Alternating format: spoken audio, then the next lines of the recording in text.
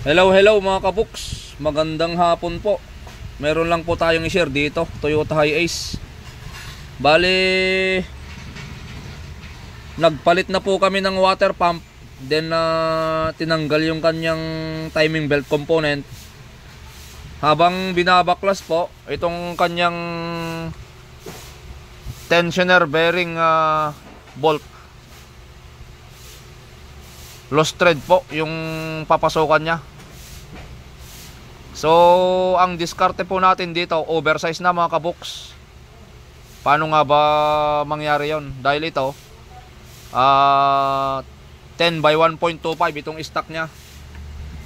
Ang gagawin namin, magiging 12 by 1.25 na po, oversize. Kaya po natin isinir ito para sa mga kagaya po natin, kung sakali man pong dumating yung ganitong pagkakataon or ma-encounter po ninyo ito, pwede po ninyo din gawin oversize po. Live, saan na yung ano natin, bolt natin? Pera mo ako, pakita lang natin.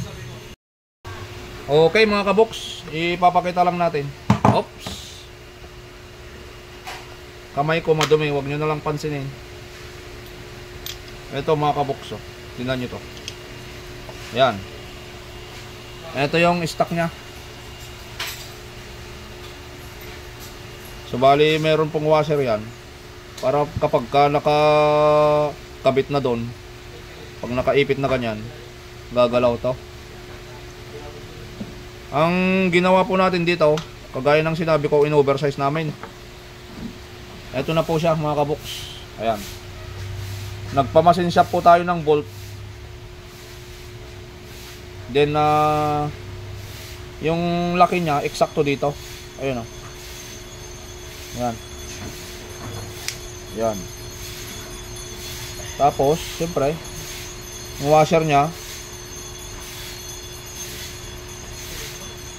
yun. Ayan. Ganyan lang ang ginawa namin mga kabuks. Oversize po. Bali from 10 by 1.25 naging 12 by 1.25 na po siya. Ikakabit ko po tapos pagaganahin para makita po natin habang umaandar mga kabuks. Thank you. Balik po tayo. Nakita nyo yan mga kaboks. Ayan, bolt ng tensioner bearing. Ayan yung in-oversize natin. So ngayon, papaandarin natin. Start natin. Low, kamay mo dyan, low. Okay.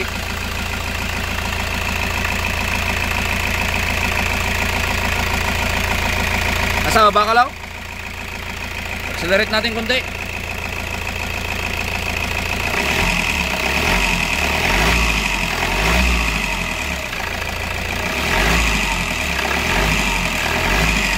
Okay mga kaboks, goods na.